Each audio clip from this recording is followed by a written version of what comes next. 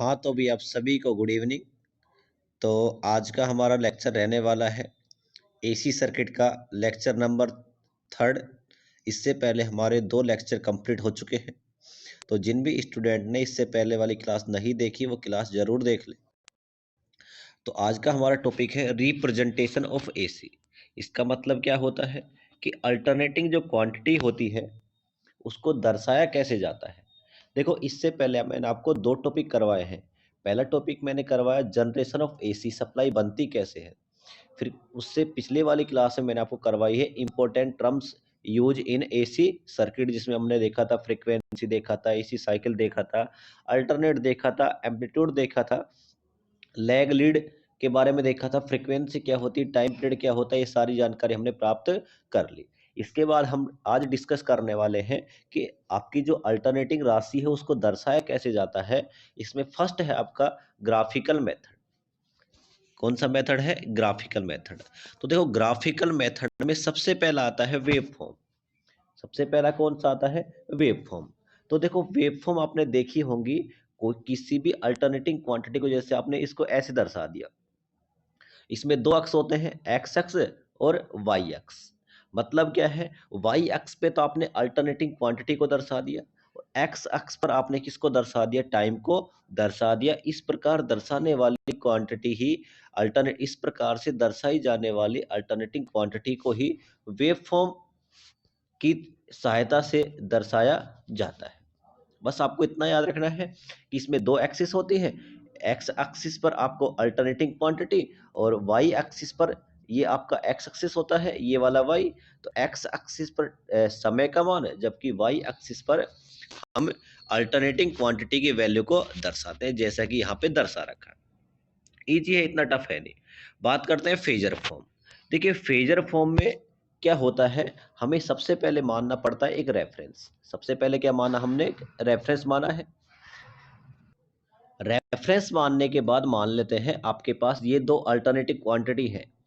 ये एक तो रहा वी और एक रहा आई। अब वी की वैल्यू आपके पास 300 एंगल 30। तो देखिए आप क्या करोगे भाई, ऊपर देखो, जो एंगल आ रहा है वोल्टेज के लिए वो कितना आ रहा है? 30 एंगल। तो सबसे पहले रेफरेंस से ऊपर चलोगे तो हमेशा क्या आएगा? प्लस। क्या आएगा? प्लस। ये कितना हो गया? प्लस का 30 हो गया। इसकी वैल्यू कितनी है? 300। कितनी है? 300। ये आपने किसको दर्शा दिया? वोल्टेज को दर्शा दिया। वोल्टेज मतलब किसको दर्शा दिया? अल्टरनेटिंग क्वांटिटी को दर्शा दिया। अब देखिए भी इसी प्रकार नीचे देखो, आपको दे रखा है करंट। करंट की वैल्यू कितनी है? 20 तो है, मैग्नीट्यूड कितना है? 20। लेकिन एंगल कितना है? माइनस का 25। तो भाई इससे नीचे आ जाओ। नीचे वाले में क्या आ जाएगा आपके पास? माइनस आ जाएगा। क्या आ जाएगा? माइनस। तो ये कितना हो गया? माइनस का 25। और वैल्यू कितनी थी? 20 वोल्ट। कितनी वोल्ट थी? 20। तो ये आपने किससे दर्शा दिया? फेजर फॉर्म से। अगर आप भाई सिंपल वेव फॉर्म से दर्शाते हो ऐसे भी, तो इसे बोलते हैं वेव फॉर्म। इतना याद रखना है।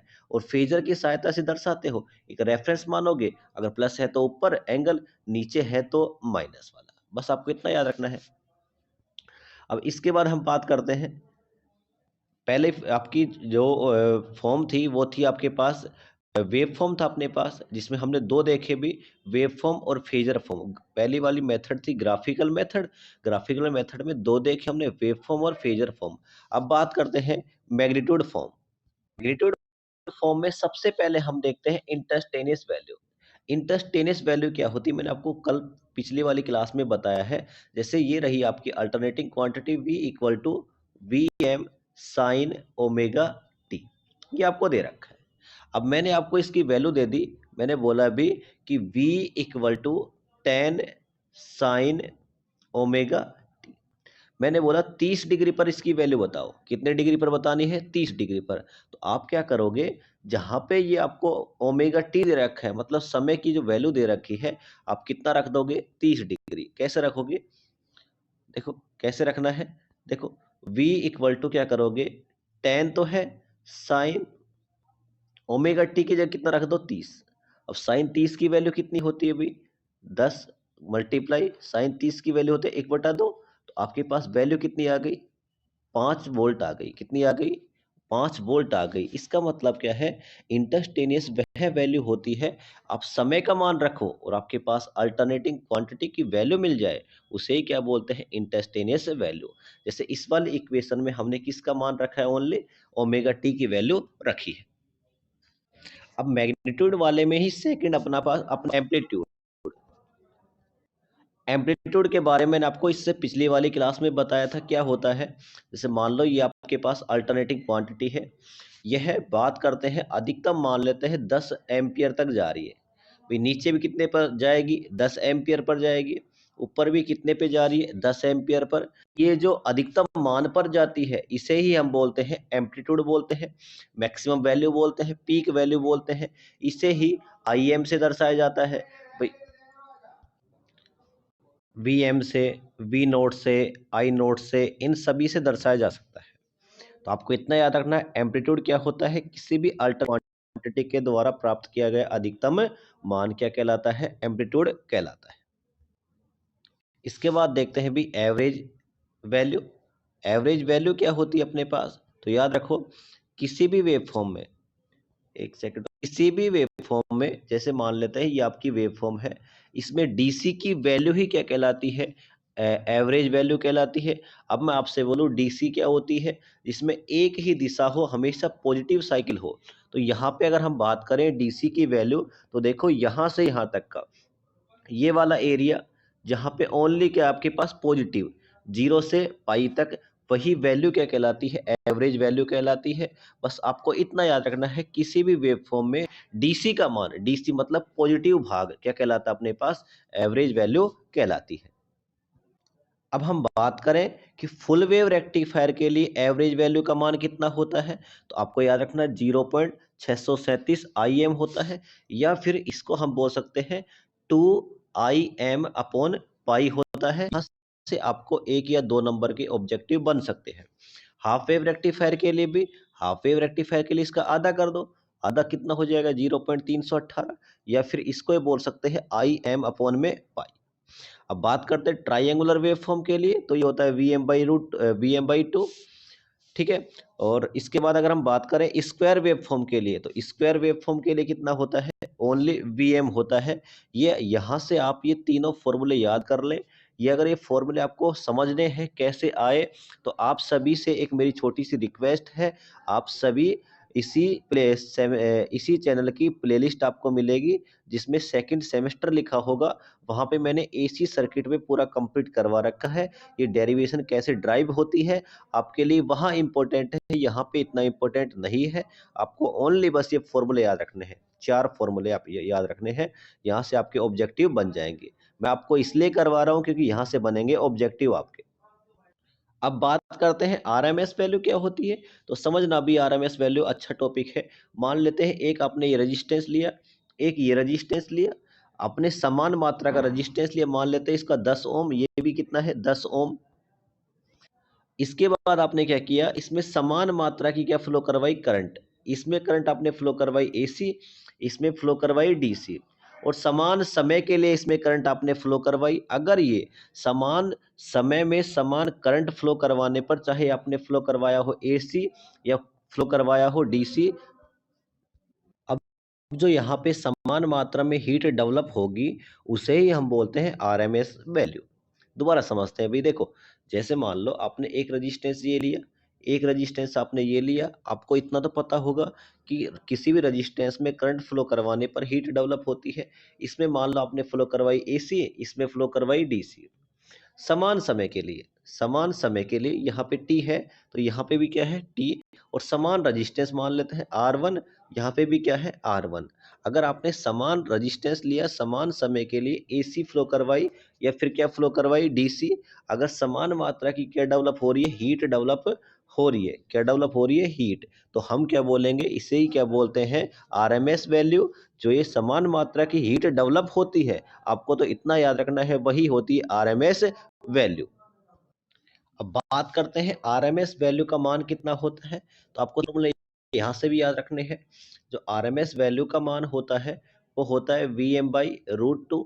जब आप इसको सोल्व करोगे तो ये आएगा 0.707 Vm। आपको यहाँ से ऑब्जेक्टिव देखने को मिलेंगे भी। अगर हम बात करें आरएमएस वैल्यू का मान हाफ वेव रेक्टिफायर के लिए, तो ये तो था भाई फुल वेव के लिए, हाफ के लिए इसका हो जाएगा आधा, V M by root two कितना हो जाएगा 2, तो ये हो जाएगा 0.5 वी एम आपके पास हाफ वेव के लिए हो जाएगा। ऊपर वाला किसके लिए? फुल वेव रेक्टिफायर के लिए, नीचे वाला हाफ वेव रेक्टिफायर के लिए। यहाँ से आपको एक फॉर्मूला और याद रखना है, फॉर्म फैक्टर।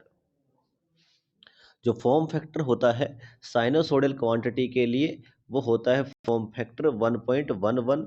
ये आपको ऑब्जेक्टिव में देखने को क्वेश्चन मिलेंगे। फॉर्म फैक्टर क्या होता है वो आपको याद नहीं रखना। अगर फिर भी आपका मन कर रहा है कि आरएमएस वैल्यू की डेरिवेशन कैसे आई, मैंने अभी आपको लिखवा के बताया है, V R M S equal to V M by root two. ये कैसे आया तो आप मैंने बता ही दिया आपको कि आप सेकेंड सेमेस्टर की क्लास देखें, वहाँ पे मैंने अच्छे से सारी चीज़ें ड्राइव करवा रखी। इसके बाद हम देखते हैं मैथमेटिकल फॉर्म। तो मैथमेटिकल जो फॉर्म होगी, यहाँ पे हमारे पास सबसे पहले रेक्टेंगल फॉर्म।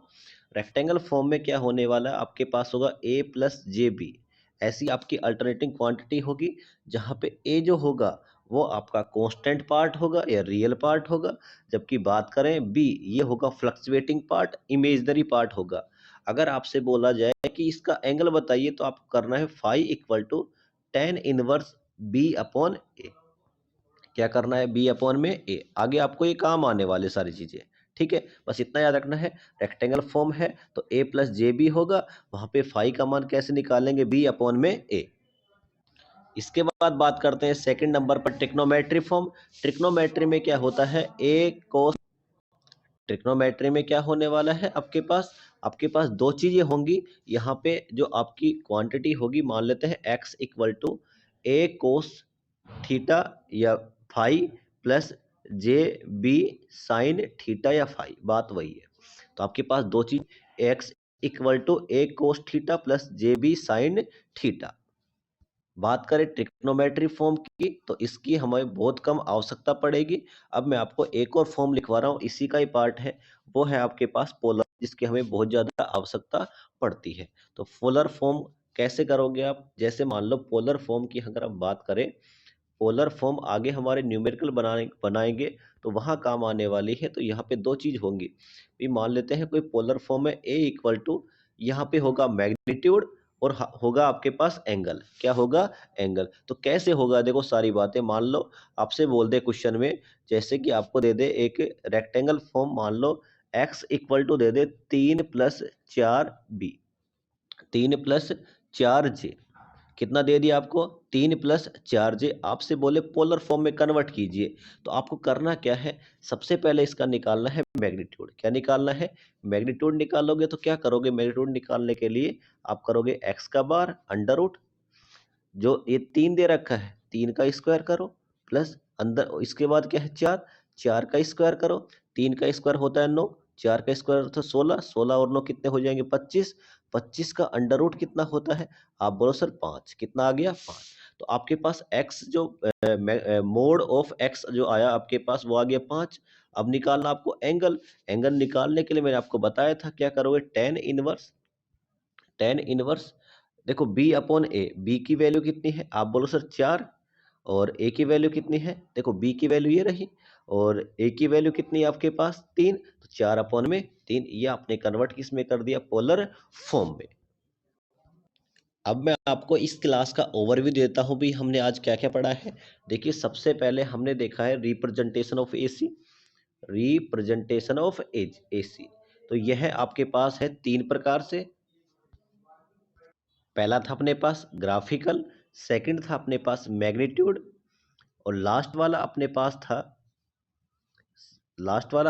था ट्रिग्नोमेट्री, ट्रिग्नोमेट्री फॉर्म।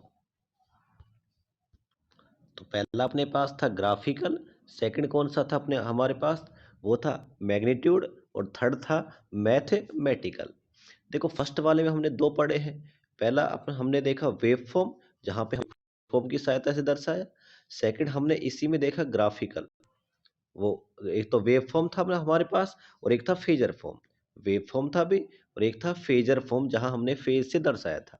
बात करें मैग्नीट्यूड की, तो यहाँ पे सबसे पहले हमने देखा इंस्टैन्टेनियस वैल्यू देखी, सेकंड नंबर पर एम्पलीट्यूड देखा, फोर्थ थर्ड नंबर पर एवरेज वैल्यू देखी, उसके बाद हमने देखा आरएमएस वैल्यू।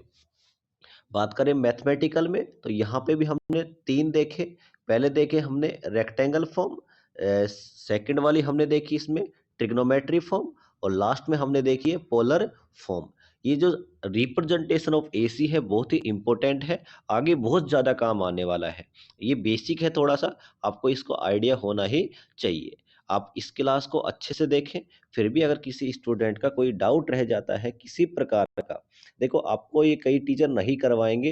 हो सकता है ये वाली क्लास आपको थोड़ी ऐसी लगे कि हमें क्या हमारे सिलेबस में काम आने वाला है, या हम इससे करके कुछ सीख पाएंगे। तो मैं इतना कह रहा हूँ भी, आप आने वाली अगली क्लास तक रुक जाओ, उसके बाद मैं आपको बताता हूँ कि इसका क्लास का कितना महत्व है, कितना आपको यूज आने वाली है। ठीक है, आपको इस क्लास को एक बार देखना है भी, ऐसे इतना नहीं है कि आपको समझ भी पूरा अच्छे से समझ में ही आना चाहिए। आपको बस इसको देखना है, आपको आइडिया होना चाहिए, और सारी जिम्मेदारी मेरी है। आपको बस इतना पता होना चाहिए वेवफॉर्म कैसे बनती है, फेजर कैसे बनाते हैं, इंस्टैन्टेनियस वैल्यू कैसे निकलती है, आरएमएस वैल्यू कैसे निकलती है, एवरेज वैल्यू कैसे निकलती है, रेक्टेंगल का मतलब क्या होता है, आपको आइडिया होना चाहिए। यहाँ से आपके पेपर में क्वेश्चन नहीं आएंगे। ऐसा नहीं बोलेगा कि आप भाई इन रिप्रेजेंटेशन ऑफ एसी को समझे, ग्राफिकल विधि को बताइए, मैग्नीट्यूड विधि को बताइए, मैथमेटिकल विधि को बताइए, ये क्वेश्चन नहीं आएंगे। लेकिन आगे जितने भी न्यूमेरिकल हम बनाएंगे उनमें इनका बहुत बड़ा रोल रहने वाला है। तो इस वाली क्लास में हम इतना ही करते हैं, मिलते हैं नेक्स्ट क्लास में।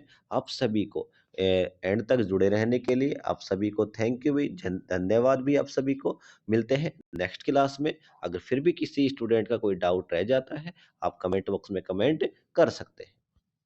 आपका अगर कोई सजेशन हो कि सर आप ऐसे इम्प्रूव कर लो, आप मेरी कमियां बता सकते हो, मैं कोशिश करूंगा उन सभी पे काम करने की। मिलते हैं फिर नेक्स्ट वीडियो।